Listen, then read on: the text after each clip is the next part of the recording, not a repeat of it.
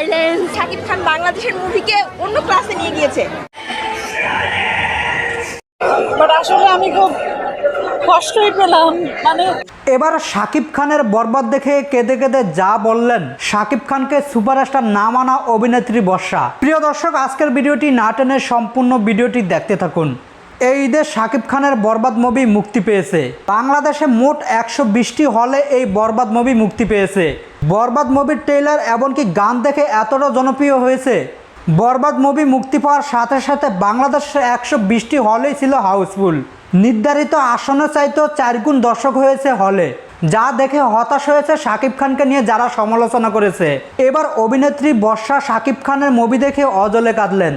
হল থেকে বের হয়ে এই অভিনেত্রী বলেন, আমার লাইফে এত সুন্দর মুভি বাংলাদেশে কখনো তৈরি হতে দেখিনি। হলে যতটা সময় ছিলাম ততটা সময় যেন কেঁদেছি। এই মুভিটি ছিল অনেকটা কষ্টের। শাকিব খান এত নিখুঁতভাবে অভিনয় করেছে, আমি যেন এখন শাকিব খানের একজন ফ্যান্স হয়ে গেছি। এই বর্ষা চৌধুরী কিছুদিন আগে শাকিব খানকে নিয়ে সমালোচনা করেছেন। শাকিব খানকে সুপারস্টার মানতে কষ্ট হয়েছিল এই বর্ষা চৌধুরীর, কিন্তু আজ এই শাকিব খানকে নিয়ে প্রশংসা বাসালেন অভিনেত্রী বর্ষা।